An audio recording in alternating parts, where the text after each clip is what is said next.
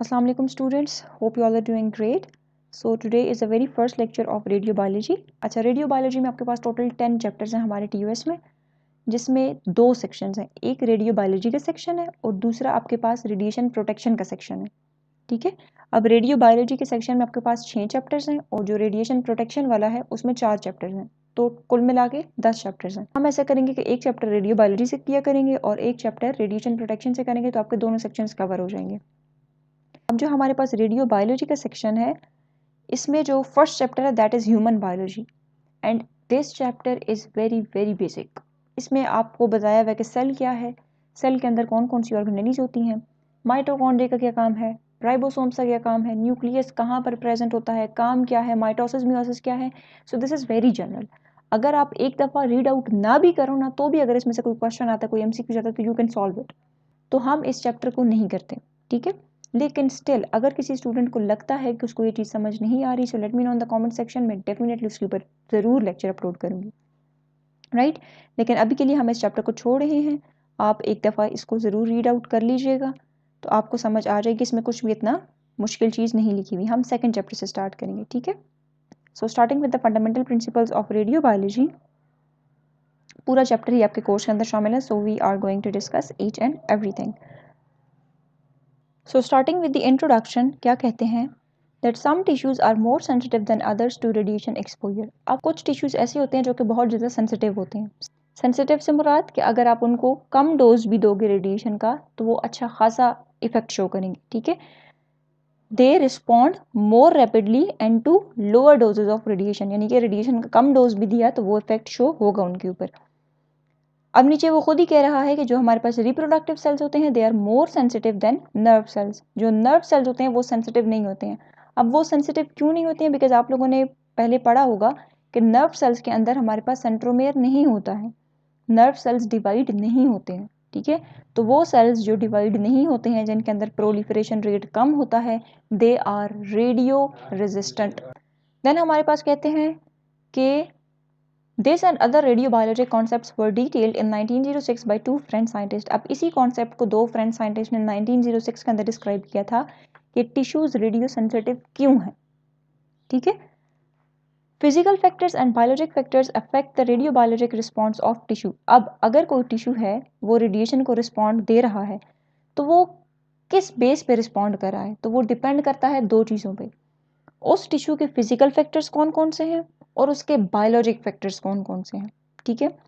Physical factors मतलब बाहर से आने वाली चीज़, फॉर एग्जांपल रेडिएशन है तो उस रेडिएशन की एनर्जी कितनी है, ये उस चीज़ पर डिपेंड करता है. दूसरा बायोलॉजिक फैक्टर्स, यानी कि उस टिश्यू के अपने फंक्शंस कैसे हैं, उस चीज़ पे डिपेंड कर रही है. Knowledge of these radiobiologic factors is essential for understanding the positive effects of radiation oncology and the potentially harmful effects of low dose radiation exposure. अब ये चीज़ क्यों ज़रूरी थी? बिकॉज हम रेडिएशंस को यूज़ कर रहे होते हैं डिफरेंट ट्रीटमेंट्स के अंदर, जिस तरह ऑन्कोलॉजी है, कैंसर की ट्रीटमेंट्स हैं. ठीक है. तो हम लोग वहाँ पर रेडिएशन से एक्सपोज कर रहे होते हैं. तो जब हमें यही नहीं पता होगा कि कितने लेवल तक हम या कितना डोज हम रेडिएशन का दे सकते हैं, ये इसके लिए बेनिफिशियल होगा. अगर इसके बाद इस डोज से हम लोग एक्सीड कर गए तो वो इसके लिए हार्मफुल होगा. तो ये आपको एक बेस प्रोवाइड कर रहा है. ठीक है. तो आपको पता चल गया कि ये टिश्यू रेडियो सेंसिटिव है, तो ऑब्वियस सी बात है आप लोग उस टिश्यू के ऊपर कम डोज रेडिएशन का यूज़ करोगे. अब एक टिश्यू है जो कि रेडियो रेजिस्टेंट है, तो आप उसके ऊपर ज़्यादा डोज रेडिएशन का यूज़ कर सकते हो. So the principal aim of the study of radio biology is to understand radiation dose response relationships. तो मेन मकसद ही रेडियो बायोलॉजी पढ़ने का ये है कि आप डोज और रिस्पॉन्स के दरमियान रिलेशन देख सको कि कितने डोज के ऊपर आपको कितना रिस्पॉन्स मिलेगा. Right. And dose response relationship क्या है? It is a mathematical and graphical function that relates dose to response. अब ये आपको क्या बताता है कि कितने डोज पे कितना रिस्पॉन्स शो होगा. All right. सो हम स्टार्ट करते हैं the law of Bergonie and Tribondeau. तो ऊपर हमने बात की थी ना कि 2 फ्रेंच साइंटिस्ट थे. अब उनका नाम क्या था? बर्गोनी एंड ट्राइबोंडियो. और इन्हीं साइंटिस्ट के नाम की बेस पर ही इस लॉ को नाम दिया गया लॉ ऑफ बर्गोनी एंड ट्राइबोंडियो. ठीक है. अब इन्होंने क्या बताया था कि जो आपके पास रेडियो सेंसिटिविटी है, it is a function of metabolic state of tissue being irradiated. तो MCQs आ सकता है, किस पे डिपेंड करती है? It depends on the metabolic state. और मेटाबॉलिक स्टेट क्या है? देखो, मेटाबॉलिज्म किसे कहते हैं? All the chemical reactions in the body is known as metabolism. एक टिश्यू है वो कितनी एनर्जी यूज़ कर रहा है, उसके अंदर कितने केमिकल रिएक्शंस हो रहे हैं, कितनी ग्रोथ हो रही है उसकी, ठीक है, और कौन कौन सी वो सेल एक्टिविटीज़ परफॉर्म कर रहा है, ये सारी की सारी है उस टिश्यू की मेटाबॉलिक स्टेट। ठीक हो गया। अब हमने बात की ना कि उसके अंदर वो कितनी एनर्जी यूज़ कर रहा है, तो वो टिश्यू जो जितनी ज़्यादा एनर्जी यूज़ करेगा वो उतना इम्पॉर्टेंट है, ठीक है, और वो उतना रेडियो सेंसिटिव होगा। इसी तरह केमिकल रिएक्शंस की अगर हम बात करें तो वो टिश्यू जिसके अंदर केमिकल रिएक्शन ज़्यादा हो रहे हैं, सो याद रखना है वो भी रेडियो सेंसिटिव है। वो टिश्यू जिसकी ग्रोथ ज़्यादा हो रही है, क्योंकि नंबर ऑफ सेल्स डिवाइड होते हैं, इसका मतलब है कि उसके अंदर प्रोलिफरेशन माइटोसिस ज़्यादा हो रही है, ठीक है, तो वो टिश्यू भी ज़्यादा रेडियो सेंसिटिव है। Alright, this has come to be known as the law of Bernoulli and Tribondio and has verified many times. Basically the law states that, अब ये law क्या कहता है कि जो हमारे पास रेडियो सेंसिटिविटी है it varies with maturation and metabolism, यानी कि आपके पास कोई भी टिश्यू है किस हद तक रेडिएशन को रिस्पॉन्ड करेगा वो डिपेंड करता है उसकी मैच्योरेशन पे और मेटाबॉलिज्म पे। ठीक है, मैच्योरेशन क्या है कि जितना मेच्योर सेल होगा, हम कहते हैं ना ये बंदा बड़ा मेच्योर है, समझदार है, तो उतनी गलतियां कम करेगा, ठीक है, तो टिश्यूज़ का भी यही है, जितने टिश्यूज़ मेच्योर होंगे वो उतना रेडिएशन को रेजिस्ट करेंगे, और वो टिश्यू जो बहुत छोटे होंगे, यंगर होंगे, they are more radio sensitive. इसी तरह मेटाबॉलिज्म, वो टिश्यूज़ जिनके अंदर ज़्यादा मेटाबॉलिज्म होती है वो ज़्यादा रेडियो सेंसिटिव होंगे, और वो टिश्यू जिनके अंदर कम मेटाबॉलिज्म होती है वो कम रेडियो सेंसिटिव होंगे, या फिर हम कह सकते हैं रेडियो रेजिस्टेंट होंगे। ठीक है, this law is principally interesting as a historical note in the development of radio biology. तो इसी लॉ की बेस पे आगे रेडियो बायोलॉजी के अंदर बहुत ज़्यादा डेवलपमेंट्स आई। It has found some application in radiation oncology. तो अभी हमने बात की कैंसर ट्रीटमेंट्स में हम लोग रेडिएशन यूज़ कर रहे होते हैं, तो ऑब्वियस ही बात है हमें एक लेवल पता होना चाहिए कि इस लेवल से ऊपर हम गए तो ये हार्मफुल होगा। In diagnostic imaging, the law serves to remind us that fetuses are considerably more sensitive to radiation exposure than children compared with the mature adults. अच्छा, अब जो हमारे पास fetuses होते हैं अभी वो पैदा नहीं हुए, they are more radio sensitive. इसी तरह अगर फॉर एग्जांपल एडल्ट है तो उसके सेल्स काफ़ी मेच्योर हो जाते हैं, ठीक है, तो वो इतना रेडियो सेंसिटिव नहीं होता। लेकिन फिर बंदा चला जाता है ओल्ड एज के अंदर। अब ओल्ड एज के अंदर चूंकि इम्यून सिस्टम भी वीक हो जाता है, टिश्यूज़ के अंदर एट्रोफी शुरू हो जाती है, तो उसकी वजह से सेल्स ज़्यादा रेडियो सेंसिटिव बन जाते हैं। तो सबसे ज़्यादा रेडियो रेजिस्टेंट कौन होता है? एडल्ट्स। और सेंसिटिव कौन होता है? Fetuses, old age people, they are more radio sensitive as compare to adults. Now कहते हैं physical factors that affect radio sensitivity. ऐसे कौन कौन से फिजिकल फैक्टर्स हैं जिनकी वजह से रेडियो सेंसिटिविटी के ऊपर अफेक्ट होता है?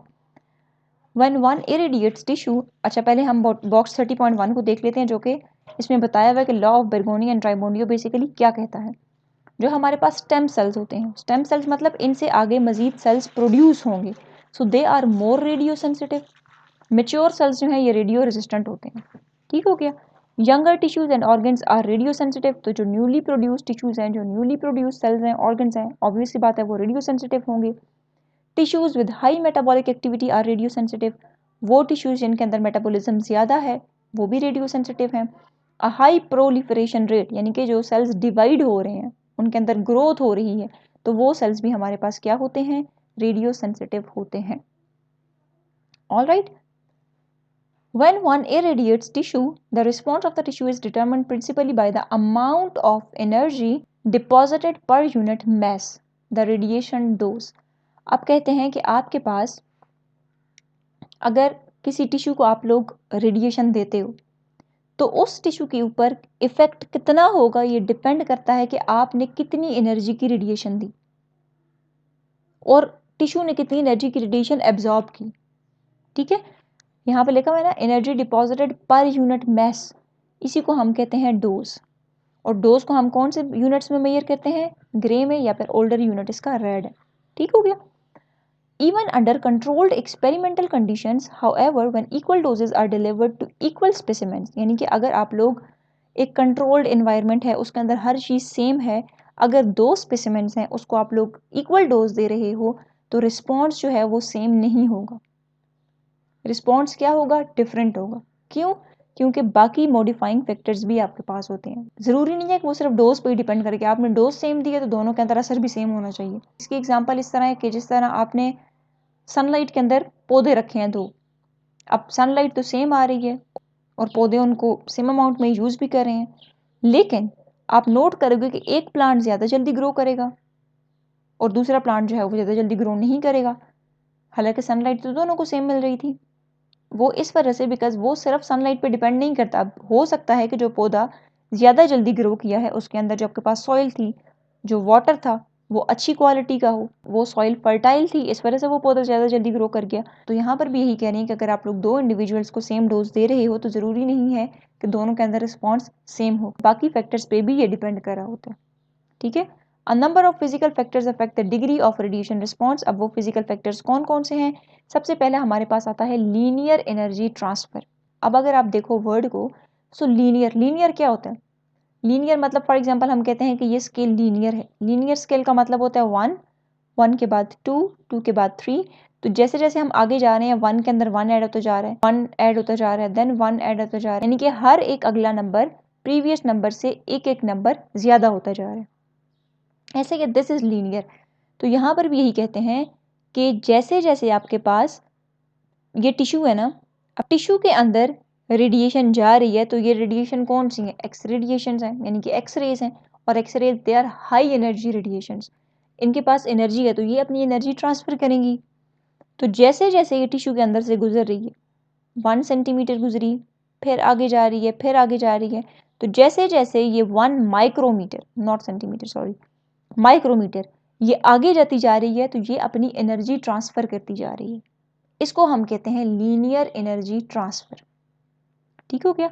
तो क्या है linear energy transfer? Is a measure of the rate at which energy is transferred from ionising radiation to soft tissue. कोई भी टिश्यू जिसमें से वो रेडिएशन गुजर रही है, तो वो कितनी एनर्जी उस टिश्यू को देती जा रही है, या वो टिश्यू कितनी एनर्जी एब्जॉर्ब करता जा रहा है, that is called linear energy transfer. It is another method of expressing radiation quality. अब इसको आप रेडिएशन क्वालिटी के साथ भी एसोसिएट करते हो। इसको हम रेडिएशन क्वालिटी के साथ क्यों एसोसिएट करते हैं? क्योंकि रेडिएशन क्वालिटी क्या थी? रेडिएशन की क्वालिटी हमें क्या बताती है? एनर्जी के बारे में बताती है कि नहीं बताती? जितनी क्वालिटी ज़्यादा होगी, इसका मतलब केवीपी ज़्यादा है। केवीपी ज़्यादा मतलब एनर्जी ज़्यादा है, क्योंकि KVP kilo volt peak, it is the unit of energy. ठीक है, तो केवीपी ज़्यादा मतलब एनर्जी ज़्यादा, तो जितनी ज़्यादा एनर्जी होगी उतनी ट्रांसफर भी तो वो ज़्यादा ही होगी ना। ठीक है, so it is another method of expressing radiation quality. ये भी एमसीक्यू जा सकता है कि एलईटी जो है वो क्वालिटी को स्पेसिफाई करी होती है या क्वांटिटी को। सो ये क्वालिटी को एक्सप्रेस करी होती है। And determining the value of radiation waiting factor, आपके पास रेडिएशन वेटिंग फैक्टर होता है, उसके बारे में भी आपको बताती है। कौन? Linear energy transfer. Radiation waiting factor क्या है? ये वो फैक्टर है जो कि आपको हेल्प करता है to calculate biological risk from different types of radiations. ठीक है, फॉर एग्जांपल अब रेडिएशन हमारे पास एक टाइप की तो नहीं होती है, आपके पास एक्स रेज होती हैं, गैमा रेज होती हैं, बीटा पार्टिकल्स होते हैं, हमारे पास अल्फा पार्टिकल्स होते हैं, थर्मल न्यूट्रॉन्स होते हैं। So these are the different types of radiations. अब हर रेडिएशन जो है वो उसका अपना इफेक्ट होता है। फॉर एग्जाम्पल हमारे पास एक्स रेज हैं और एक तरफ आपके पास अल्फा पार्टिकल्स हैं। रेज की एनर्जी कम होती है as compare to alpha particles, तो जिसकी एनर्जी कम वो ट्रांसफ़र भी कम होगी, जिसकी एनर्जी ज़्यादा वो ट्रांसफ़र भी ज़्यादा होगी। अब इसकी एनर्जी ज़्यादा है, ट्रांसफ़र भी ज़्यादा होगी। जब ट्रांसफ़र ज़्यादा होगी तो ऑब्वियस सी बात है बॉडी के अंदर ये क्या करेगी, तो वो एटम्स को क्या करेगी? आयनाइज कर देगी। ठीक है, अब जितनी ज़्यादा एनर्जी उतनी ज़्यादा आयनाइजेशन, और हमें पता है हमारी बॉडी को आयनाइजेशन नहीं पसंद, हमारी बॉडी को आयन फॉर्म नहीं पसंद है। तो जब आयनाइजेशन होगी फ्री रेडिकल्स बनेंगे, और फ्री रेडिकल्स हमें पता है क्या होते हैं, they are very dangerous, they are highly reactive species. वो ऑक्सीजन के साथ रिएक्ट करके डीएनए को डैमेज कर देंगे। ठीक है, सेल की डेथ हो जाएगी। सो कहने का मकसद ये है कि एलईटी हमारे पास क्या होता है कि कितनी एनर्जी ट्रांसफर कर रही है रेडिएशन। ये आपको रेडिएशन की क्वालिटी भी बताती है और रेडिएशन का वेटिंग फैक्टर भी बताती है। ठीक है, LET is expressed in units of kilo electron volt, क्योंकि एनर्जी है ना, तो एनर्जी का यूनिट क्या होता है? Kilo electron volt transferred per micrometre of track length in soft tissue. अब देखो एलईटी का फॉर्मूला अगर मैं बताऊं आपको, तो LET is equal to energy deposited divided by distance travelled. For example हम कहते हैं कि एक रेडिएशन है वो 20 kilo electron volt of energy transfer कर रही है इन 1 माइक्रोमीटर, यानी कि उसने 1 माइक्रोमीटर का डिस्टेंस ट्रेवल किया और एनर्जी कितनी ट्रांसफर की 20 किलो इलेक्ट्रॉन वोल्ट। तो उसकी लीनियर एनर्जी ट्रांसफर क्या होगी, तो एनर्जी उसने कितनी डिपॉजिट की 20 किलो इलेक्ट्रॉन वोल्ट और डिस्टेंस कितना ट्रेवल किया था 1 माइक्रोमीटर। तो एलईटी कितनी आ गई 20 kilo electron volt per micrometer. इसी तरह फॉर एग्जांपल हम कहते हैं कि एक रेडिएशन है, उसने 10 kilo electron volt energy transfer की 2 माइक्रोमीटर का डिस्टेंस ट्रेवल कर कर, तो 2 5 आर 10, एलईटी कितनी आ गई 5 kilo electron volt per micrometer. ठीक हो गया। तो अब यहाँ पर यही कह रहे हैं कि LET of diagnostic X rays is approximately 3 kilo electron volt per micrometre. Important है MCQs के लिए, रट लो इसे। हमारे पास जो डायग्नोस्टिक एक्सरेज होते हैं उनमें LET कितनी होती है 3 kilo electron volt per micrometer, यानी कि जब आपकी बॉडी से एक्सरेज गुजर रही होती हैं तो उस दौरान पर माइक्रोमीटर का डिस्टेंस ट्रेवल करती हैं वो जब, तो कितनी एनर्जी ट्रांसफर करती हैं 3 किलो इलेक्ट्रॉन वोल्ट की एनर्जी ट्रांसफर करती हैं। The ability of ionizing radiation to produce a biologic response increases as the LET of radiation increases। तो ऑब्वियस सी बात है, देखो जब आपके पास LET ज़्यादा होगी तो एनर्जी ज़्यादा ट्रांसफ़र होगी, जब एनर्जी ज़्यादा ट्रांसफ़र होगी तो हमारे पास क्या होगा आयनाइजेशन ज़्यादा होगी, बायोलॉजिक रिस्पॉन्स ज़्यादा होगा, सेंसिटिविटी बढ़ जाएगी। ठीक है, जब आपके पास LET हाई होती है तो क्या होता है आयनाइजेशन हो रही होती हैं। ठीक है, अब जब आयनाइजेशंस होंगी, इलेक्ट्रॉन निकालते जा रहे हो आप, तो उसकी वजह से हमारे पास क्या होगा सेल्स की डेथ होना शुरू हो जाएगी। अब सेल्स की डेथ कैसे होगी, आयनाइजेशंस फ्रीक्वेंटली होती जा रही हैं, अल्टीमेटली आपके पास वो जो रेडिएशन है वो सेल के न्यूक्लियस तक पहुंच गई है और न्यूक्लियस के अंदर हमारे पास क्या होता है टारगेट मटेरियल होता है दैट इज DNA। और DNA को जब हिट करेगी, जो कंट्रोलिंग सेंटर था उसी को उसने खराब कर दिया तो बाकी सेल बचेगा, तो आपके पास सेल की डेथ हो जाएगी। नेक्स्ट है हमारे पास रिलेटिव बायोलॉजिक इफेक्टिवनेस। अगर हम इसके नाम को देखें so the word is biologic effectiveness. देखो इफेक्टिवनेस किसे कहते हैं कि कितनी इफेक्टिव होगी, कितना असर करेगी किस चीज़ के ऊपर, बायोलॉजिक, किसी भी लिविंग सेल के ऊपर, किसी भी टिश्यू के ऊपर वो कितना इफेक्ट करेगी। और वो हम किस तरह से फाइंड करेंगे, रिलेटिव। रिलेटिव मतलब हम रिलेट करेंगे, तो हम किस चीज़ के साथ रिलेट करेंगे, हम इसको किसी न किसी एक स्टैंडर्ड पॉइंट के साथ रिलेट करेंगे, यानी कि एक स्टैंडर्ड रेफरेंस के साथ रिलेट करेंगे, देन हम लोग उसको फाइंड करेंगे। सो रिलेटिव बायोलॉजिक इफेक्टिवनेस हमें ये बताती है कि कोई भी रेडिएशन है वो सेल के ऊपर, कौन सा सेल, लिविंग सेल, कितना इफेक्ट शो करेगी as compare to standard. This is called relative biologic effectiveness. ठीक है, अब क्या कहते हैं as the LET of radiation increases the ability to produce biologic damage also increases. अगर हमारे पास LET ज़्यादा होगी यानी कि ट्रांसफ़र ज़्यादा होगी एनर्जी, तो एनर्जी अगर ज़्यादा ट्रांसफ़र हो रही है तो डैमेज भी ज़्यादा होगा, क्योंकि एनर्जी ट्रांसफ़र होने से आयनाइजेशंस होंगी, आयनाइजेशंस होंगी तो फ्री रेडिकल्स बनेंगे और हमें पता है free radicals are highly reactive species, वो तो सेल को डैमेज करेंगे ही करेंगे। ठीक हो गया। It is quantitatively described by the relative biologic effectiveness. तो इसको हम किस तरह से फाइंड कर सकते हैं, रिलेटिव बायोलॉजिक इफेक्टिवनेस के जरिए फाइंड कर सकते हैं कोई भी रेडिएशन किसी भी सेल के ऊपर कितना इफेक्ट शो करती है एज कंपेयर टू स्टैंडर्ड। अब वो स्टैंडर्ड क्या है, देखो डोज ऑफ स्टैंडर्ड रेडिएशन, एक तरफ हम स्टैंडर्ड रेडिएशन को लेंगे और दूसरी तरफ हम टेस्ट रेडिएशन को लेंगे। अब वो स्टैंडर्ड रेडिएशन कौन है, अब स्टैंडर्ड रेडिएशन कौन है याद रखना है, वी यूज एक्सरेज या फिर गैमा रेज फॉर रेफरेंस, और एक्सरेज और गैमा रेज के लिए हम 1 लेते हैं। ठीक हो गया, और बाकी सबको इनके साथ कंपेयर करते हैं। फॉर एग्जाम्पल साइंटिस्ट कोई एक्सपेरिमेंट परफॉर्म कर रहा है सेल के ऊपर, तो अगर आप एक्सरेज का डोज दोगे यानी कि एक्सरे रेडिएशन से उसको एक्सपोज करवाओगे तो 6 ग्रे की डोज ज़रूरत होगी to cause a certain amount of damage. ठीक है, लेकिन अगर फॉर एग्जांपल ये एक्सरेज की बात हो रही है, अगर फॉर एग्जांपल आप लोग अल्फा पार्टिकल्स यूज करते हो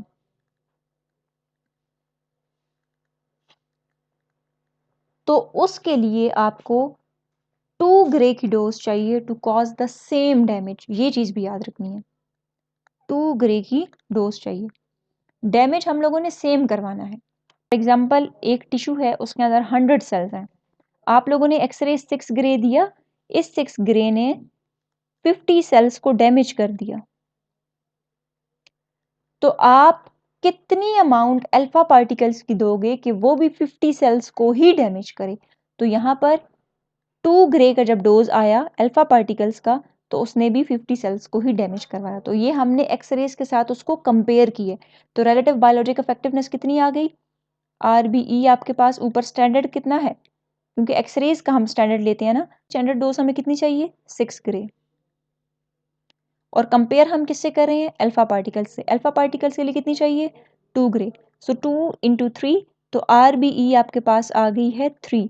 इट मीन्स दैट कि आपके पास जो अल्फा पार्टिकल्स हैं they are 3 times more effective at causing biologic damage than X rays. All right. और मैंने आपको बताया ना कि एक्सरेज और गामा रेज के लिए हम 1 लेते हैं। अब वो 1 क्यों होती है? उनके फॉर्मूला में हम कह रहे हैं कि ऊपर हम स्टैंडर्ड रेडिएशन को रखेंगे, नीचे हम टेस्ट रेडिएशन को रखेंगे। तो अगर हम एक्सरेज के लिए फॉर एग्जांपल फाइंड कर रहे हैं RBE, तो हम कहते हैं कि standard radiation for example X rays है 6 ग्रे का डोज आपके पास आएगा तो 50 सेल्स को डैमेज करेगा। तो टेस्ट रेडिएशन अगर एक्सरेज को एक्सरेज के साथ ही कंपेयर करोगे तो यहाँ पर भी तो 6 ही लिखोगे ना, तो 1। ये relative biologic effectiveness for X rays and gamma rays हमारे पास क्या आ गई है? 1। और ये 1 क्यों आई? क्योंकि हम स्टैंडर्ड इन दो को ले रहे होते हैं।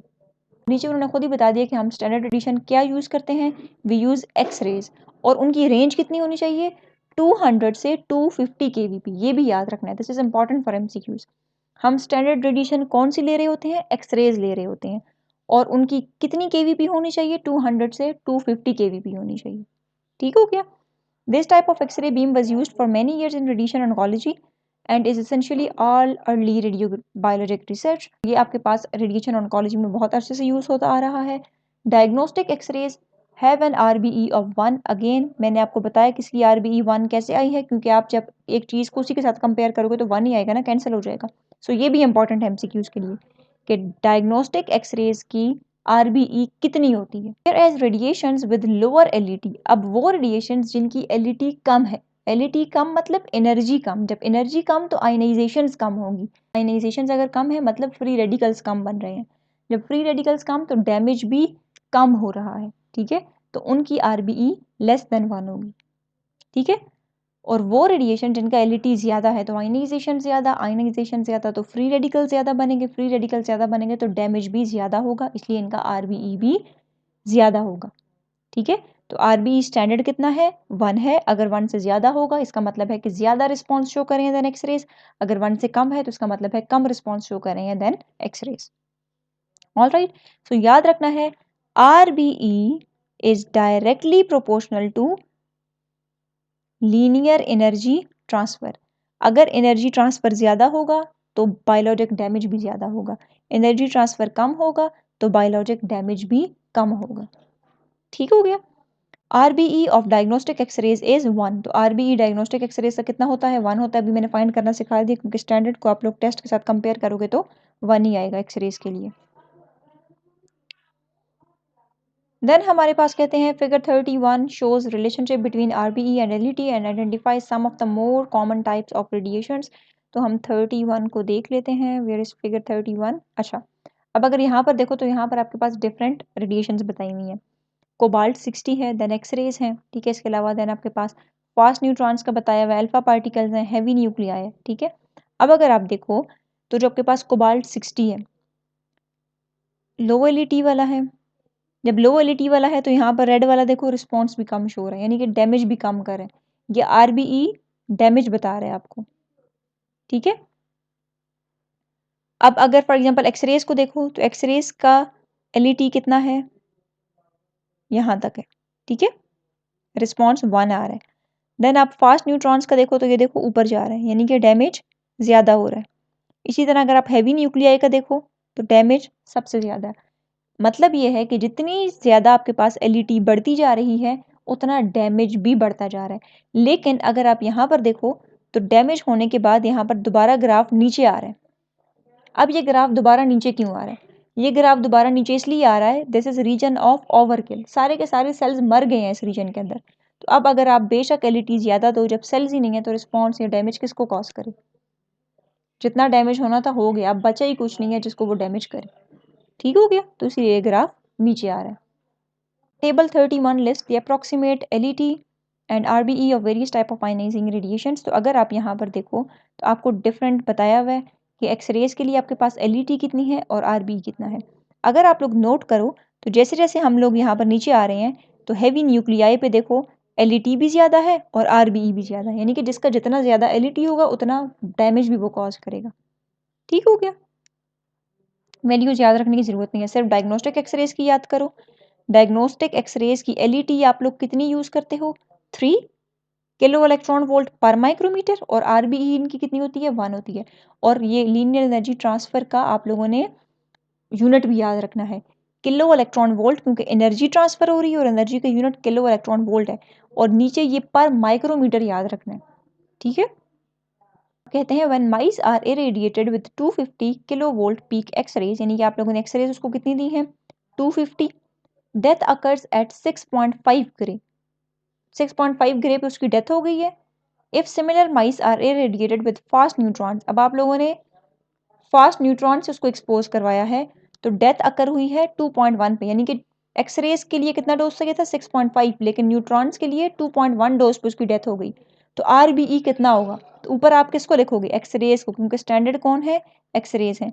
नीचे आप किसको लिखोगे, जिसको कंपेयर कर रहे हो, 2.1, तो ये आपके पास तकरीबन 3.1 आ रहा है। इसका मतलब है कि जो हमारे पास न्यूट्रॉन्स हैं वो 3 टाइम्स ज़्यादा डैमेज कॉज कर रहे हैं एज कम्पेयर टू एक्सरेज। अब एक्सरेज सेफ हैं, डैमेज कम कॉज करते हैं, इसीलिए हम एक्सरेज को डायग्नोस्टिक इमेजेस के लिए यूज करते हैं। ठीक है, नेक्स्ट है हमारे पास प्रोट्रैक्शन एंड फ्रैक्शनेशन। अब प्रोट्रैक्शन और फ्रैक्शनेशन क्या है, if a dose of radiation is delivered over a long period of time rather than quickly, the effect of that does is less. Stated differently, if the time of irradiation is lengthened, a higher dose is required to produce the same effect। इसकी मिसाल आप ऐसे समझ सकते हो कि for example आप कोई मेडिसिन ले रहे हो, रोजाना लेते हो लेकिन लंबे टाइम के लिए ले रहे हो, यानी कि 6-7 महीने से रेगुलरली लेते जा रहे हो, उसका इफेक्ट कम होगा एज कम्पेयर टू कि आप वो 6-7 महीने का डोज था वो आपने एक हफ्ते में ही पूरा के पूरा ले लिया, तो उसका डैमेज ज़्यादा होगा। ठीक है, तो यहाँ पर प्रोटेक्शन भी यही कहते हैं कि अगर आप लोगों ने रेडिएशन दी, कम दे रहे हो लेकिन आप लंबे टाइम के लिए दे रहे हो, तो उसका इफेक्ट कम होगा एज कम्पेयर टू कि आप एक दफ़ा में उसको पूरा के पूरा डोज दे दो। ठीक है, this lengthening of time can be accomplished in 2 ways. अब ये जो आपके पास टाइम का बीच में आप लोग लेंथन कर रहे हो उस टाइम को ना, इसका बड़ा फ़ायदा है। अब फ़ायदा किस तरह से है कि if the dose is delivered continuously, यहाँ पर अब ये चीज़ याद रखनी है कि प्रोटेक्शन के अंदर आप लोग डोज को कंटिन्यूसली देते हो, but at a lower dose rate, लेकिन डोज कम देते हो, कंटिन्यूसली लेकिन कम, it is said to be protracted. ठीक है, यानी कि फॉर एग्जाम्पल अब यहाँ पर इसने आपको एग्जाम्पल दी है कि 6 ग्रे का डोज है, ठीक है, आप 3 मिनट्स के अंदर दे रहे हो कंटिन्यूसली, तो डोज रेट कितना हुआ, 3 मिनट्स मुसलसल आप लोग डोज दे रहे हो, तो पर मिनट आप कितना दोगे, 2 ग्रे पर मिनट, यानी कि हर मिनट में उसको 2 ग्रे लग रहा है और कंटिन्यूसली लग रहा है, तो as a result mouse will die.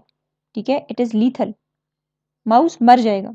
क्यों, क्योंकि 6 ग्रे का डोज आप एक तो दे कंटिन्यूसली रहे हो, लेकिन अब टोटल है ही 6 ग्रे का और आप 2 ग्रे पर मिनट दे रहे हो, तो अब 3 मिनट के अंदर आप लोगों ने पूरा के पूरा 6 ग्रे उसको दे दिया, तो जाहिर सी बात है चूहे ने मरना ही है ना। अब दूसरी तरफ वो कहता है कि अगर आप उसी 6 ग्रे को दो 10 मिली ग्रे पर और, यानी कि वहां पर वो ग्रे दे रहा था, अब उसने 10 मिली ग्रे कर दिए, ये बहुत कम डोज है। ठीक है, वो दे रहे हो for the total time of 600 hours, यानी कि 600 घंटे ले रहे हो और डोज कितना दे रहे हो, 10 मिली ग्रे पर और, अभी भी कंटिन्यूसली मिल रहा है लेकिन डोज बहुत कम रेट पे मिल रहा है, तो माउस सर्वाइव करेगा। क्यों सर्वाइव करेगा, क्योंकि डोज इतना कम मिल रहा है कि डैमेज भी कम कॉज हो रहा है। जब डैमेज कम कॉज हो रहा है इसका मतलब है कि सेल थोड़ा बहुत डैमेज हुआ है, तो सेल अपने आप को रिकवर कर लेगा। अगर आप लोगों ने डोज एक दफ़ा ही ज़्यादा दे दिया तो सेल बहुत ज़्यादा डैमेज होगा, उसके पास रिकवरी का कोई चांस नहीं होगा। ठीक है, so dose protection and fractionation cause less effect because time is allowed for intracellular repair and tissue recovery. अब प्रोटेक्शन और फ्रैक्शनेशन दोनों ही बेनिफिशियल हैं। क्यों, क्योंकि देखो आगे हम फ्रैक्शनेशन में पढ़ेंगे कि वो किस तरह से बेनिफिशियल है, लेकिन अभी प्रोट्रैक्शन का समझो कि प्रोट्रैक्शन में आप बेशक कंटिन्यूसली दे रहे हो, वैसे तो कंटिन्यूसली नहीं देते हैं ना, कहते हैं हार्मफुल होता है, लेकिन आप डोज बहुत कम देते हो, इसमें कंटिन्यूसली है लेकिन डोज कम है, इसलिए ये लेस हार्मफुल है। अब दूसरी तरफ वो कहता है कि फ्रैक्शनेशन, देखो फ्रैक्शनेशन, फ्रैक्शंस किसे कहते हैं, पार्ट्स। अब यहाँ पर कंटिन्यूसली नहीं होगा, यहाँ पर पार्ट्स में होगा, ठीक है। आप फॉर एग्जांपल वो 6 ग्रे का डोज था ना, अब आप उस 6 ग्रे को डोज को कंटिन्यूसली देने के बजाय आप लोग इसको पार्ट्स में डिवाइड करोगे, ठीक है, और दोगे भी स्मॉलर डोज और डिफरेंट टाइम्स के ऊपर दोगे। इसकी वजह से डैमेज मजीद कम हो सकता है। कैसे? फॉर एग्जाम्पल आपके पास टोटल रेडिएशन डोज कितना था, 6 ग्रे। प्रोट्रैक्शन में भी आप लोगों ने 6 ग्रे ही दिया है लेकिन कंटिन्यूसली दिया है। अब फ्रैक्शनेशन में भी टोटल डोज कितना है, 6 ग्रे ही है। अब आप लोगों ने एक शेड्यूल बना लिया। वो शेड्यूल आप लोगों ने किस तरह बनाया है कि डे 1 के ऊपर आप दे रहे हो 0.5 का डोज, फिर डे 2 के ऊपर आप दे रहे हो 0.5 का डोज, तो 0.5 करते करते आप लोग 12 दिन दोगे उसको 0.5 का डोज। तो जब इस 12 को ऐड करो ना, ये 0.5 12 टाइम्स करो तो ये डोज बनता है 6। यानी कि अब आप लोग वो डोज जो आप लोग कंटिन्यूसली दे रहे थे, आप उसको 12 दिन के अंदर दो और हर दिन आप सेम डोज दे रहे हो, दैट इज फ्रैक्शनेशन। और इस कंडीशन में माउस सरवाइव करेगा। क्यों? क्योंकि एक तो उसको डोज कम मिल रहा है, दूसरा उसको टाइम मिल रहा है रिकवरी का, रिपेयरिंग का, ठीक है। तो इसकी वजह से भी माउस सरवाइव करेगा। अब यहाँ पर इन्होंने 500 मिली ग्रे लिखा है ना, तो मैंने 0.5 ग्रे लिखा है, एक ही बात है, ठीक है। 500 मिली ग्रे 0.5 ग्रे होता है। अब कहते हैं radiation dose fractionation reduces effect because cell undergoes repair and recovery between doses. तो अब ये जो आप लोगों ने 12 दिन में डिवाइड की है, तो अब उसको रिपेयरिंग का टाइम मिल रहा है, अब कंटिन्यूसली आप डोज नहीं दे रहे हो, ठीक है। Dose fractionation is use routinely in radiation oncology. तो ये जो कैंसर ट्रीटमेंट्स वगैरह होती हैं, तो इसमें इस तरह से शेड्यूल बनाया जाता है कि पेशेंट्स को लोअर डोजेस दी जाती हैं और उनके पूरे पूरे सेशंस होते हैं और उनको कम डोज दी जाती है और दरम्यान में टाइम दिया रहता है ताकि सेल्स दोबारा रिकवर हो सकें। जो हेल्दी सेल्स है ना, ट्यूमर सेल्स को तो मारा जाता है, लेकिन जो हेल्दी सेल्स हैं उनको रिकवर होने का टाइम मिल जाता है। ठीक हो गया। नेक्स्ट है हमारे पास biologic factors that affect radio sensitivity. अब बायोलॉजिकली टिश्यू के अंदर कौन कौन सी अपनी खुसूसियात हैं जिसकी वजह से वो रेडियो सेंसिटिव बनता है, ठीक है। In addition to these physical factors, a number of biologic conditions alter the radiation response of tissue.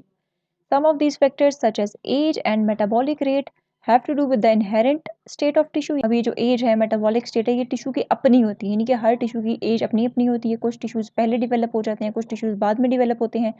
अब हर टिश्यू का मेटाबॉलिक रेट भी अपना अपना होता है, किसी के अंदर मेटाबॉलिज्म ज़्यादा हो रहा होता है, किसी के अंदर कम हो रहा होता है। तो ये हर टिश्यू की अपनी इनहेरेंट होती है।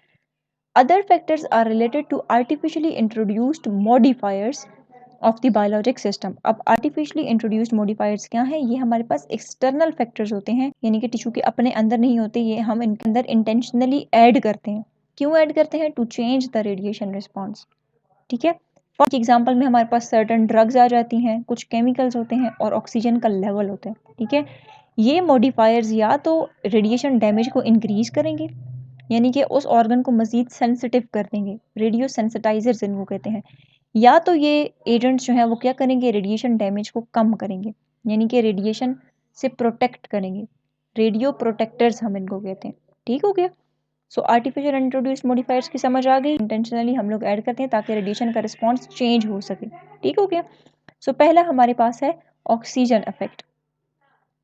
ऑक्सीजन इफेक्ट क्या है? अब याद रखना है जो हमारे पास टिश्यूज होते हैं they are more sensitive to radiation when irradiated in the oxygenated state, यानी कि जब आप किसी भी टिश्यू को एक्सपोज करोगे रेडिएशन से और इन प्रेजेंस ऑफ ऑक्सीजन करोगे तो ज़्यादा डैमेज कॉज होगा as compare to that condition कि आप उसको ऑक्सीजन की एब्सेंस में एक्सपोज करवा रहे हो।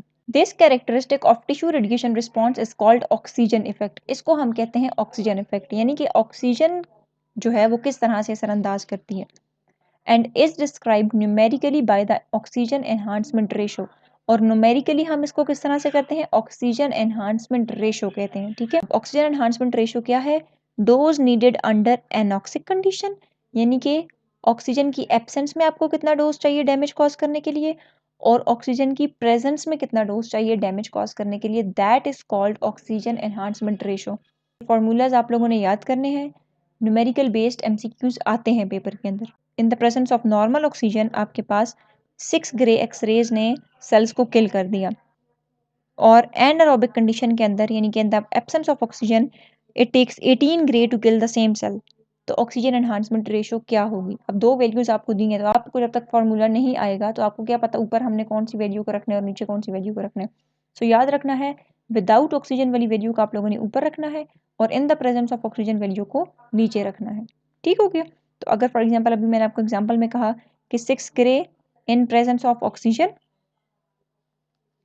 और हमारे पास एनारोबिक कंडीशन में कितनी चाहिए 18, तो 6 इंटू 3 यानी कि ऑक्सीजन एनहांसमेंट रेशो 3 आ गई। इसका मतलब है कि सेल्स जो हैं वो 3 टाइम्स ज़्यादा सेंसिटिव हैं to radiation in oxygenated conditions.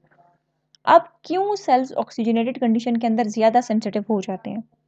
क्योंकि जब आपके पास ऑक्सीजन प्रेजेंट होती, रेडिएशन आई, अब रेडिएशन की वजह से हमारे पास क्या होगा? आयनाइजेशन होगी। ठीक है, अब हमारे पास सेल के अंदर हमें पता है 70% वाटर पाया जाता है, तो रेडिएशन आएगी तो जो चीज़ सबसे ज़्यादा प्रेजेंट है उसी के साथ इंटरेक्ट भी करेगी। जब ये इस वाटर के साथ इंटरेक्ट करेगी तो ये वाटर को स्प्लिट करेगी, hydrogen ions plus hydroxyl ions बनाएगी। ठीक हो गया? और आपके पास बाद में ये फ्री रेडिकल्स बनेंगे। अब फ्री रेडिकल्स ये कैसे बनेंगे, ये आगे पूरा रेडियोलाइसिस ऑफ वाटर का टॉपिक है, हम उसमें समझेंगे। लेकिन यहाँ पर सिर्फ इतना समझो कि हमारे पास जब भी वाटर से इंटरेक्शन करेगी आयंस बनाएगी, और फ्री रेडिकल्स भी तो हमारे पास आयंस ही होते हैं ना। ठीक है, they are highly reactive species. तो जो आपके पास फ्री रेडिकल्स बने, अब हमने बात की free radicals are highly reactive, तो जब आपके पास ऑक्सीजन प्रेजेंट होगी तो वो उस ऑक्सीजन से रिएक्ट करेंगे। ऑक्सीजन के साथ रिएक्ट करने के बाद वो बनाएंगे परऑक्साइड्स, और परऑक्साइड्स सेल को डैमेज कर देते हैं। फॉर्मूला आप लोगों ने याद रखना है। देन हमारे पास कहते हैं generally tissue irradiation is conducted under conditions of full oxygenation. Now अब हमने अभी पढ़ा कि ऑक्सीजन के प्रेजेंस में डैमेज ज़्यादा होता है, लेकिन स्टिल हम जो एग्जामिनेशन कर रहे होते हैं हम फुल ऑक्सीजनेटेड स्टेट में एग्जामिनेशन करते हैं, हम एक्सरे से एक्सपोज करते हैं टिश्यूज को। हाइपरबैरिक या फिर high pressure oxygen has been used in radiation oncology. जो आपके पास कैंसर ट्रीटमेंट्स होते हैं, जब वहाँ पर हम लोग रेडिएशन यूज़ कर रहे होते हैं तो हम हाई प्रेशर ऑक्सीजन भी वहाँ पर यूज़ करते हैं। इनकी वजह से क्या होता है, in an attempt to enhance the radiosensitivity of nodular avascular tumors which are less radiosensitive than tumors with an adequate blood supply। मतलब क्या है कि हमारे पास कुछ ट्यूमर्स ऐसे होते हैं जिस पे यहाँ पर उन्होंने एग्जांपल दी है नोड्यूलर एवास्कुलर। अब जब वो एवास्कुलर है, एवास्कुलर मतलब उनके अंदर वेसल्स नहीं है। जब वेसल्स नहीं है इसका मतलब है उसके पास ब्लड सप्लाई नहीं है। ठीक है, और हमें पता है ब्लड का क्या काम होता है, ऑक्सीजन को ट्रांसपोर्ट करना। जब उस ट्यूमर के पास ब्लड सप्लाई नहीं है तो इसका मतलब है वहां पर ऑक्सीजन का लेवल कम है। ठीक है, जब कम है तो क्या रेडिएशन इफेक्टिव होंगी वहां पर, अभी हमने बात की। जब ऑक्सीजन कम होगी तो हमारे पास रेडिएशन का इफेक्ट भी कम होगा, ऑक्सीजन की प्रेजेंस में रेडिएशन का इफेक्ट ज्यादा होगा। यहाँ पर हमारे पास ए वास्कुलर है, ब्लड नहीं है, ब्लड की वजह से ऑक्सीजन नहीं है, तो हमारे पास क्या होगा, रेडिएशन का इफेक्ट भी नहीं होगा। जब रेडिएशन का इफेक्ट नहीं होगा तो हम क्या कहेंगे, ट्यूमर इज मोर रेजिस्टेंट। लेकिन हमने तो ट्यूमर को खत्म करना है ना, तो हम क्या करते हैं, हम सप्लाई करते हैं हाई प्रेशर ऑक्सीजन। इसको हम हाइपरबैरिक ऑक्सीजन थेरापी भी कहते हैं, यानी कि हम उसको हाई प्रेशर के ऊपर ऑक्सीजन की ब्रीदिंग करवाते हैं। जब हाई प्रेशर ऑक्सीजन होगी तो इसकी वजह से हमारे पास ब्लड के अंदर ऑक्सीजन की अमाउंट ज़्यादा हो जाएगी। जब ब्लड के अंदर ऑक्सीजन की अमाउंट ज़्यादा होगी तो ट्यूमर सेल्स जो हैं वो रेडियो सेंसिटिव बन जाएंगे। ठीक है, क्योंकि हमने बात की ऑक्सीजन की प्रेजेंस में सेल्स रेडियो सेंसिटिव हो जाते हैं ना, तो जब ट्यूमर्स रेडियो सेंसिटिव होंगे तभी तो रेडिएशन उनके ऊपर जाकर इफेक्ट करेगी, तो रेडिएशन उनको किल कर देगी। ठीक हो गया? Diagnostic X ray imaging is performed under condition of full oxygenation. तो अभी समझ आ गई ना कि हम फुल ऑक्सीजनेशन में क्यों करवाते हैं। ठीक है, when experimental mouse mammary carcinomas are clamped and irradiated under hypoxic condition. अब आप लोगों ने माउस के जो ट्यूमर्स थे ना उनको क्या किया है, क्लैम्प्ड किया है। क्लैम्प्ड मतलब उनको कट कर दिया है और उनको आप लोगों ने ट्विस्ट कर दिया है या बांध दिया है ताकि उसमें किसी किस्म की ब्लड सप्लाई ना हो, ठीक है। जब ब्लड सप्लाई नहीं होगी तो क्या होगा, ऑक्सीजन नहीं होगी, कम होगी। जब ऑक्सीजन कम होगी तो इफेक्ट भी कम होगा रेडिएशन का, ठीक है। तो अब वो कहते हैं कि जब आप लोगों ने उसको क्लैम्प्ड करके इरेडिएट किया तो हमारे पास क्या हुआ, tumour control dose is 106 grey का आपको डोज चाहिए था। जब आप लोगों ने ट्यूमर्स को क्लैम्प नहीं किया यानी कि उसकी तरफ ब्लड सप्लाई आ रहा है और फिर उसको इरेडिएट किया अंडर एरोबिक कंडीशन यानी कि अब ऑक्सीजन प्रेजेंट है, तो ट्यूमर को कितना डोज चाहिए था, 40.5 ग्रे का डोज चाहिए था। तो ऑक्सीजन एनहांसमेंट रेशो क्या होगी, तो ऊपर हमने क्या लिखना है, एन एरोबिक कंडीशन। तो एन एरोबिक कंडीशन कौन सी थी, 106। नीचे हमने क्या लिखना है, 40.5। अगर आप इसको डिवाइड करो तो 2.6 आता है। इसका मतलब ये है कि आपके पास जो एरोबिक कंडीशन थी उसमें 2 टाइम्स ज्यादा जो ट्यूमर था वो रेडियो सेंसिटिव हो गया, ठीक हो गया। The oxygen enhancement ratio is LET dependent. जो ऑक्सीजन एनहांसमेंट रेशो है वो एलईटी पे डिपेंड करती है। कैसे, याद रखना है, oxygen enhancement ratio is inversely proportional to LET. This is important. Inversely proportional किस तरह से है, देखो, जब आपके पास एलईटी लो होगी, लो एलईटी मतलब कम एनर्जी ट्रांसफर, जब कम एनर्जी ट्रांसफर होगी सो आपके पास इनडायरेक्ट इफेक्ट होगा या इनडायरेक्ट इंटरेक्शन होगी। अब याद रखना, इंटरेक्शन हमारे पास दो तरह की होती है, एक आपके पास होती है डायरेक्ट इंटरेक्शन और दूसरी हमारे पास होती है इनडायरेक्ट इंटरेक्शन। डायरेक्ट इंटरेक्शन ये होती है कि आप डायरेक्ट जाके सेल के मेन कंपोनेंट को डैमेज कर दो, एज ए रिजल्ट सेल की डेथ हो जाएगी। और इनडायरेक्ट ये होती है कि आप इनडायरेक्टली उस मेन मॉलिक्यूल तक जाओ, ठीक हो गया। कैसे, फॉर एग्जाम्पल अगर आप लोग, ये आपके पास सेल है ना और सेल के सेंटर में न्यूक्लियस होता है, अगर आप लोग हाई एनर्जी एक्सरेज यूज करोगे, हाई एलईटी वाली रेडिएशन यूज करोगे, हाई एलईटी मतलब एनर्जी ज्यादा, जब एनर्जी ज्यादा है तो वो इन तमाम यानी कि इसके अंदर जितनी भी ऑर्गेनेलीज इन तमाम स्ट्रक्चर्स को आयनाइज करती हुई डायरेक्ट टारगेट मॉलिक्यूल तक पहुंच जाएगी, ठीक हो गया। जब वो डायरेक्ट टारगेट मॉलिक्यूल, न्यूक्लियस के अंदर क्या होता है, डीएनए होता है, तो उसने डायरेक्ट डीएनए को डैमेज कर दिया, तो ये है डायरेक्ट इफेक्ट या फिर डायरेक्ट इंटरेक्शन। इनडायरेक्ट क्या होता है कि यहाँ पर दरमियान में साइटोप्लाज्म है, साइटोप्लाज्म के अंदर हमारे पास वाटर प्रेजेंट होता है, ये वाटर के साथ इंटरेक्ट करे, फ्री रेडिकल्स बनाए और फिर वो फ्री रेडिकल्स जाके डीएनए को डैमेज करें, दैट इज इनडायरेक्ट इफेक्ट। अब जो हमारे पास लो एलईटी वाले होते हैं वो क्या करते हैं, उनके पास इतनी एनर्जी नहीं होती कि वो डायरेक्ट डीएनए को जाकर हिट कर सके, तो वो क्या करते हैं, वाटर को पहले स्प्लिट करते हैं। जब वो वाटर की रेडियोलाइसिस करवाएंगे तो हमारे पास क्या बनेगा, फ्री रेडिकल्स बनेंगे। And free radicals are highly reactive species. ये free radicals in the presence of oxygen क्या करेंगे, पेरोक्साइड्स बनाएंगे, और ये पेरोक्साइड से करते हैं, ये डैमेज को बढ़ाते हैं, ठीक है।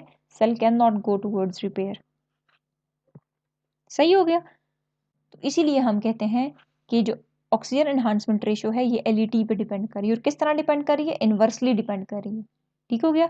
जिसकी एलईटी ज्यादा उसकी ऑक्सीजन एनहांसमेंट रेशो कम। इसका मतलब क्या है कि जब एलईटी ज्यादा होगी तो डायरेक्ट डीएनए को जाकर हिट करेगा, जब डायरेक्ट डीएनए को जाकर हिट करेगा तो ये डिपेंड ही नहीं करता कि ऑक्सीजन मौजूद है या नहीं, पूरा के पूरा सेल मर जाएगा। अगर एलईटी कम होगी तो आपके पास क्या होगा, डीएनए को डायरेक्ट डैमेज नहीं करेगा, वो पहले वाटर की रेडियोलाइसिस करवाएगा, यानी कि आहिस्ता आहिस्ता, तो फिर सेल को रिकवर होने का टाइम मिल जाएगा, ठीक हो गया। सेल्स रिपेयर हो रहे हैं तो डैमेज तो नहीं हो रहे ना, वो रिपेयर हो रहे हैं, तो उनको डैमेज करने के लिए ऑक्सीजन एनहांसमेंट रेशियो ज्यादा चाहिए होगी। हमने पीछे पढ़ा था रिलेटिव बायोलॉजिक इफेक्टिवनेस, उसमें हमारे पास क्या था, वो डायरेक्टली प्रोपोर्शनल थी एलईटी के, क्योंकि एलईटी ज्यादा होगी तो डैमेज भी ज्यादा होगा। यहाँ पर वो कहते हैं कि एलईटी तो ज्यादा है लेकिन ऑक्सीजन एनहांसमेंट रेशो कम होगी, क्योंकि एलईटी ज्यादा है तो वो खुद ब खुद ही मार देगी, ऑक्सीजन की जरूरत ही नहीं, ठीक है। अगर एलईटी कम है तो फिर उसको मारने के लिए ऑक्सीजन की जरूरत है। ऑल राइट,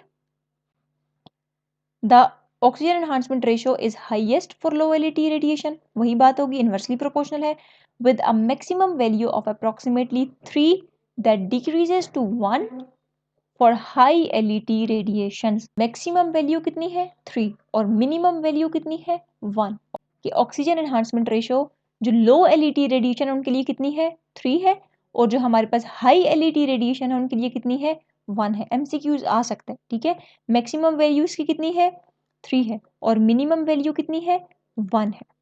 अब ये भी पूछ सकते हैं कि 3 किसके लिए, अब 3 चूंकि ज्यादा है और मैंने बात की इन्वर्सली प्रोपोर्शनल है, तो ऑक्सीजन एनहांसमेंट रेशियो अगर ज्यादा है तो ये किसके लिए होगी, लो एलईडी वालों के लिए होगी। और अगर ऑक्सीजन एनहांसमेंट रेशियो 1 है तो इसका मतलब है कि हाई एलईडी रेडिएशंस के लिए। ठीक हो गया।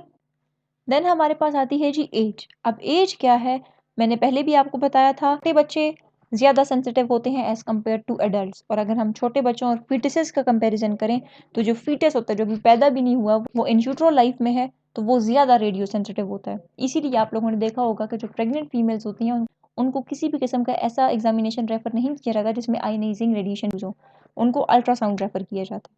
ठीक है। So the age of biologic structures affect its radio sensitivity. जो भी आप लोग जिस भी स्ट्रक्चर को एक्सपोज कर रहे हो उसकी एज डिपेंड करती है। The response of humans is characteristic of this age related sensitivity. Humans भी जो है वो एज रिलेटेड ही हैं। Humans are most sensitive before birth. Birth से पहले तो इन यूट्रो लाइफ में है तो वो मोस्ट सेंसिटिव होगा। अब आफ्टर बर्थ सेंसिटिविटी डिक्रीज हो जाएगी, कब तक, अंटिल मेच्योरिटी। जब बच्चा मेच्योर हो गया, एडल्ट हो गया, देन वो रेडियो रेजिस्टेंट है। At which time humans are most radio resistant. तो before birth sensitive, after birth until maturity वो आपके पास क्या होता है, रेजिस्टेंट होता है। और फिर जब इंसान ओल्ड एज में जाता है तो अगेन वो हमारे पास सेंसिटिव बन जाता है। देन आपके पास आती है रिकवरी। अब रिकवरी क्या है कि in vitro experiment shows that human cells can recover from radiation damage. अब ह्यूमन सेल्स, जाहिर सी बात है, अब सेल है, अगर उसको डैमेज हो ही गया है तो हमारे अंदर अल्लाह ताला ने कुछ ऐसे स्ट्रक्चर्स भी बनाए हैं जो सेल्स को रिपेयर करते हैं। बहुत सारे एंजाइम्स होते हैं, ठीक है, जो कि रिपेयरिंग का काम करते हैं। तो सेल्स अपने आप को रिकवर करने की कोशिश करते हैं ताकि जितना वो खुद को बचा सकते हैं उतना बचाते हैं। ठीक है। If the radiation dose is not sufficient to kill the cell. लेकिन कब वो खुद को बचाएंगे, जब उनको इतना डोज नहीं मिला कि वो मर सकें। ठीक है। Before it's next division. Next division होने से पहले, अगर आप लोगों ने नेक्स्ट डिवीजन होने से पहले पहले सेल को मार दिया तो वो हमारे पास क्या हो जाएगा, इंटरफेस डेथ हो जाएगी, यानी कि डिवाइड होने से पहले ही उसको मार दिए। That is called interface death. अगर आपके पास डोज इतना ज्यादा नहीं था कि जो डेथ कॉज कर सके तो सेल अपने आप को रिपेयर करेगा। देन गिवन सफिशिएंट टाइम, फिर सेल को सफिशिएंट टाइम भी दो, the cell will recover from the sub lethal radiation damage it has sustain. तो जो डैमेज हुआ है वो कैसा था, सब लीथल था, यानी कि डैमेज तो हुआ लेकिन उसकी वजह से डेथ नहीं हुई। तो उस डैमेज की वजह से सेल अपने आप को रिपेयर कर सकता है जब सेल को टाइम दोगे तो। ठीक है। So interphase death occurs when the cell dies before replicating. तो याद रखना है इंटरफेस डेथ क्या होती है, जब आप लोग सेल को डिवाइड होने से पहले ही मार दो। फॉर एग्जाम्पल ये सेल था, इसने आगे डिवाइड होकर 2 सेल्स बनाने थे, अब अगर आप लोगों ने इस सेल को ही मार दिया तो वो डिवाइड ही नहीं होगा। ठीक हो गया। तो डिवाइड होने के बाद मारोगे तो ये वाला मरेगा, ये 2 बच जाएंगे। ठीक है। लेकिन अगर डिवाइड होने से पहले मारा तो आपके पास कोई एक भी नहीं बचेगा, ये तो मरेगा ही मरेगा, जो 2 बनने थे वो भी नहीं बनेंगे। This intracellular recovery is attributable to a repair mechanism inherent in the biochemistry of the cell. तो ये जो आपके पास रिकवरी हो रही होती है, ये क्यों हो रही होती है, बिकॉज अल्लाह ताला ने हमारे अंदर कुछ ऐसे मैकेनिज्म्स बनाए हुए हैं जो कि रिपेयरिंग का काम करते हैं। Some types of cells have greater capacity than others for repair. अब कुछ सेल्स ऐसे होते हैं जो बहुत ज़्यादा रिपेयर होते हैं, कुछ सेल्स ऐसे होते हैं जो कम रिपेयर होते हैं। At the whole body level this recovery from radiation damage is assisted through repopulation by surviving sales.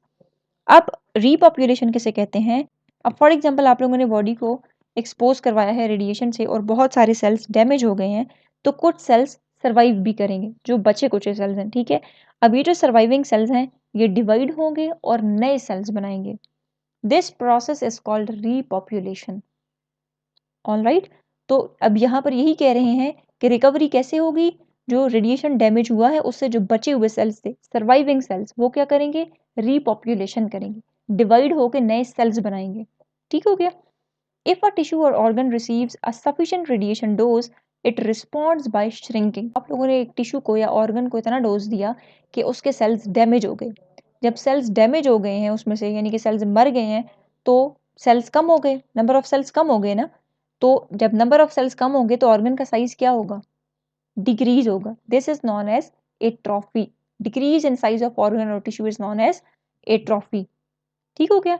And it occurs, और ये क्यों हो रही होती है? क्योंकि कुछ सेल्स जो हैं वो मर जाते हैं, डिसइंटीग्रेट हो जाते हैं and are carried away as waste products, और वो बॉडी से निकल जाते हैं। जब वो बॉडी से निकल जाएंगे तो ऑब्वियसली बात है, नंबर ऑफ सेल्स कम हो गए तो ऑर्गन का साइज क्या हो जाएगा? कम हो जाएगा। ठीक हो गया। The combined processes of intracellular repair and repopulation contribute to recovery from radiation damage. आप रेडिएशन से एक्सपोज हुए, रेडिएशन ने आपके सेल्स को डैमेज किया। अब डैमेज को आप किस तरह से रिकवर कर सकते हो? या तो आप क्या करोगे, एक तो अल्लाह ताला ने आपके अंदर रिपेयर मैकेनिज्म रखा हुआ है, ठीक है, उस रिपेयर मैकेनिज्म के थ्रू आप लोग करोगे। दूसरा रीपॉपुलेशन, जो बचे कुछ सेल्स हैं वो डिवाइड होंगे, तो एज अ रिजल्ट आप लोग डैमेज को कंपनसेट कर सकते हो। ठीक हो गया। सो याद रखना है रिकवरी के अंदर दो चीजें हैं, रिपेयर एंड रीपॉपुलेशन। यहाँ पर ये देखो, ये दिया हुआ है, recovery is equal to intracellular repair plus रीपॉपुलेशन।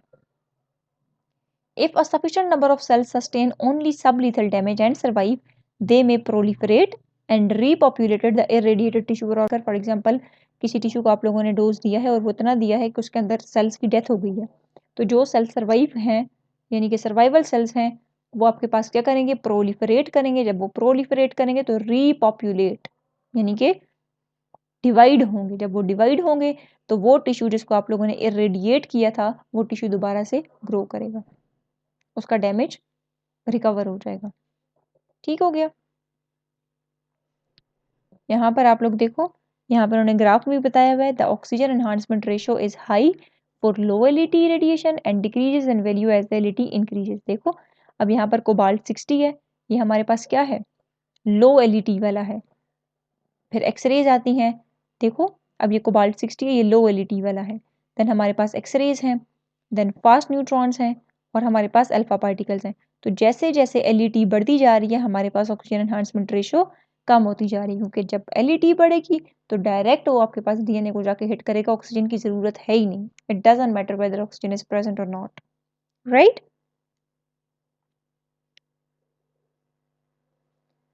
Then ये भी आपके पास कोई ग्राफ है, इसको भी देख लेते हैं। यस, ये एज का ग्राफ है। देखो अब जब आपके पास बिफोर बर्थ यानी कि इन यूट्रो लाइफ थी तो सेंसिटिविटी ज़्यादा थी, फिर कम होती गई, एडल्ट में कम हो गई, फिर जब बूढ़े हुए तो फिर दोबारा बढ़ गई। ठीक हो गया। देन हमारे पास आते हैं केमिकल एजेंट्स। अब केमिकल एजेंट्स क्या हैं? Some chemicals can modify the radiation response of cells, tissues and organs. तो हमने बात की थी ना आर्टिफिशियली इंट्रोड्यूस्ड मॉडिफायर्स की, यानी कि हम खुद बॉडी के अंदर इंटेंशनली इनको इंट्रोड्यूस करवाते हैं ताकि ये रेडिएशन के रिस्पॉन्स को चेंज कर सकें। तो यहाँ पर यही कह रहे हैं कि रेडिएशन को रिस्पॉन्स को वो किस तरह से चेंज करेंगे? For chemical agents to be effective they must be present at the time of irradiation. याद रखना है, अगर आप चाहते हो कि केमिकल एजेंट्स अपना रिस्पॉन्स शो करें, तो जब आप लोग बॉडी को एक्सपोज करो रेडिएशन से, तो वो आपकी बॉडी में प्रेजेंट होने चाहिए। ठीक है।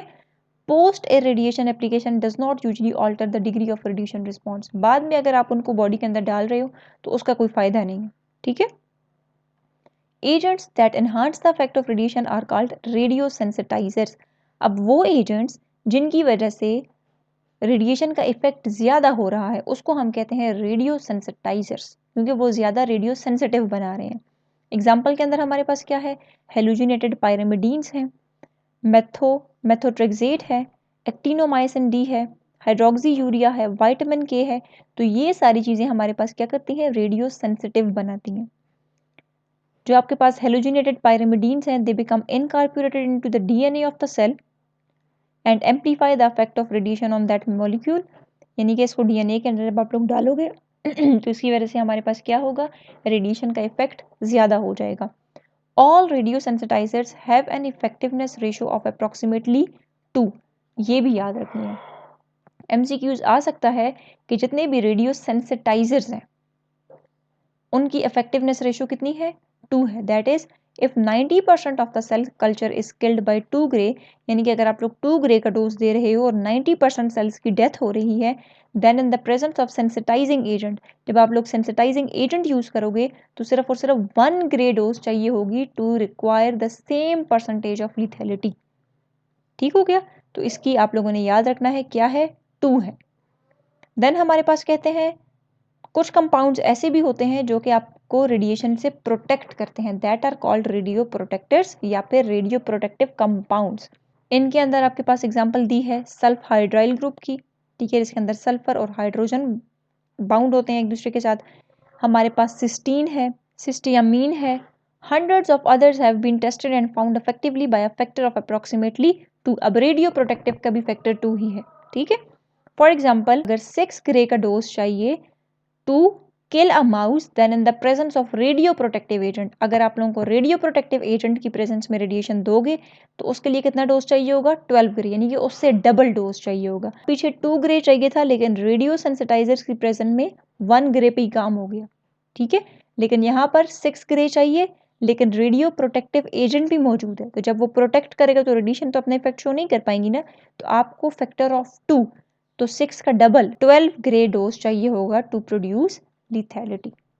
ठीक हो गया। Radio protective agents have not found human application because to be effective they must be administered at the toxic levels. तो ये भी याद रखना है, रेडियो प्रोटेक्टिव एजेंट्स को हम लोग ह्यूमन के अंदर यूज नहीं करते हैं क्योंकि इनका इफेक्ट देखने के लिए हमें बहुत ज़्यादा लेवल के अंदर इनको देना पड़ता है, ठीक है। The protective agent can be worse than the radiation, तो रेडिएशन इतनी खतरनाक नहीं होगी जितनी आपके पास प्रोटेक्टिव एजेंट हो जाएगा। तो कभी भी हम लोग रेडियो प्रोटेक्टिव एजेंट्स ह्यूमंस के ऊपर ट्राई नहीं करते हैं। तो ये भी एमसीक्यूज आ सकता है कि हम कौन से एजेंट्स, रेडियो सेंसिटाइजर्स ह्यूमन के ऊपर यूज करते हैं या रेडियो प्रोटेक्टर्स। देन हमारे पास आते हैं जी हॉर्मेसिस। हॉर्मेसिस क्या है कि अगर आप लोग किसी भी चीज़ की बहुत कम अमाउंट यूज करोगे तो वो हार्मफुल नहीं होगी, लेकिन अगर ज़्यादा करोगे तो फिर वो टॉक्सिक होगी, ठीक है। So a separate and small body of radiobiologic evidence suggests that a little bit of radiation is good for you। हम रेडिएशंस की बात करते हैं तो कहते हैं कि जो थोड़ी बहुत रेडिएशन है यानी कि कम डोज पे अगर आप दोगे तो it is good for you. क्यों गुड है? क्योंकि अब उन्होंने कहा है कि कुछ स्टडीज़ के बाद ये पता चला है कि animals given low radiation doses live longer than unirradiated controls. कुछ एनिमल्स को रेडिएशन दी गई लो लेवल पे, ठीक है, यानी कि लो डोज दिया गया, और कुछ को बिल्कुल नहीं दी गई। तो ये देखा गया कि जिनको दी गई वो ज़्यादा सर्वाइव कर रहे हैं। The prevailing explanation is that, अब एक्सप्लेनेशन भी आगे उन्होंने खुद ही दी है, क्या है, a little radiation stimulates hormonal and immune responses to other toxic environmental agents, ठीक है।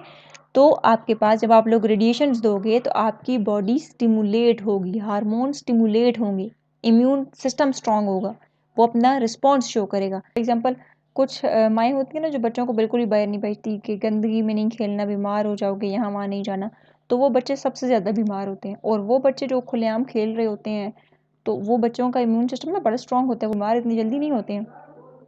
तो अब इसका ये मतलब नहीं है कि आप लोग गंदगी में चले जाओ, मजाक था। अच्छा, तो same is the case with radiation, अगर आप लोगों ने लो डोज पे रेडिएशन दी है तो it is good for you, ताकि आपकी बॉडी का इम्यून सिस्टम थोड़ा सा बूस्ट अप हो जाए और आपके जो हार्मोन्स हैं वो स्टिमुलेट हो जाते हैं।